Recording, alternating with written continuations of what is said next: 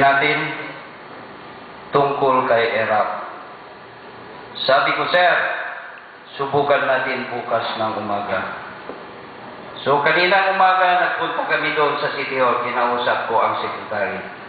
Sabi ng sekretary sa akin, dapat last week, kinausap mo na si Erap.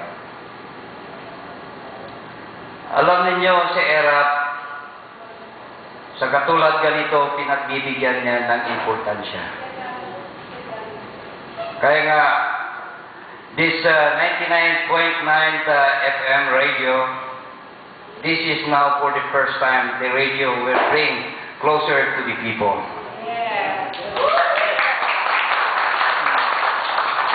So, nandito ako.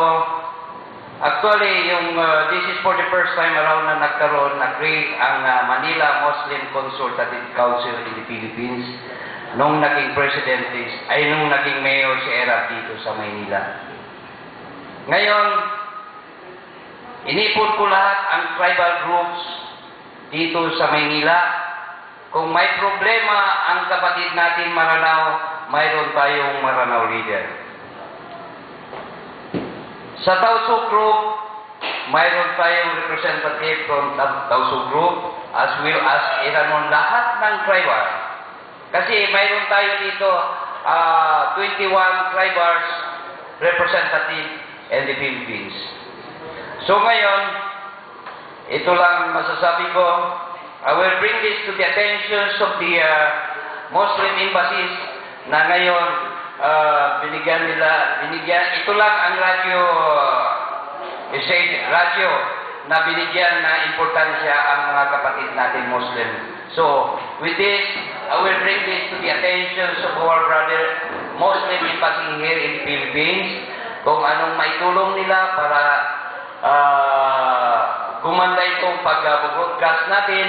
Kaya nga dito, mayroon kaming representative, Grand Imam namin, pwede siya mag-translate kung anuman salita tungkol sa Arabic, pwede niya i-translate. As well as nandyan ang isang professor natin, si Professor Waj Muhammad. So kung anong kailangan natin, anytime ready siya, at saka ang opisina ko, mayroon tayo satellite sa Kubo for 24 hours. Pwede din niyo ako gamitin at anytime tawagan ninyo ako. Kaya nga, sabi ko kay Mayor, yung opisina ko sa 4th floor, kailangan ko mayroon ako satellite to look into the problems of our brother Muslim as well as the Persians. Kaya nga, ang ginagawa natin dito, ang panawagan ko, ipakita natin dito na huwag tayo magsabi na jihad. Pwede tayo magsabi jihad yung makakain ang pamilya natin 3 bisis isang araw. So, kung jihad ang babanggitin natin, yun ang translate ko, kailangan i-jihad natin kung paano natin mapakain ang pamilya natin dito sa Maynila. Kaya nga, nung nag-start si Erap, naging mayor, yung mga kapatid natin, mga Muslim dyan, kinausap ko. Okay, kinausap ko muna si Erap, sabi ko, sir, may oras ang binigay natin sa mga vendors natin, pero kako pwede pagbigyan natin for 100 days, wala muna sila bayad sa City Hall. So, it was approved by the mayor. Sabi niya, sige Joe, pagbigyan natin ang mga kapatid natin na Muslim dito sa ano. So, kaya nga dito, we try to look into the problems of our Muslim dito. Kung may problema man, nandyan ang opisina natin, at anytime pwede ninyo ako lapitin. Kami ni Erap, nung naging senator siya, kasama ko na siya, naging vice president, naging president, magkasama na kami for almost 26 years na kami magkasama. So, nung naging president siya, undersecretary ako ng Office on Muslim Affairs. Ngayon, kaya nga, for the first time, nagkaroon dito, na-create ang Manila Muslim Consultative Council dito sa Maynila. So, anyway,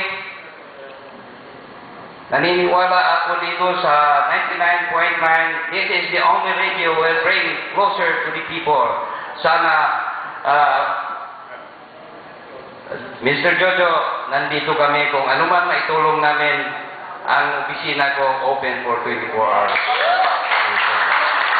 Thank you. Wabado Jalik, wabillahi taufiq, wassalamu alaikum warahmatullahi ta'ala wabarakatuh. Thank you.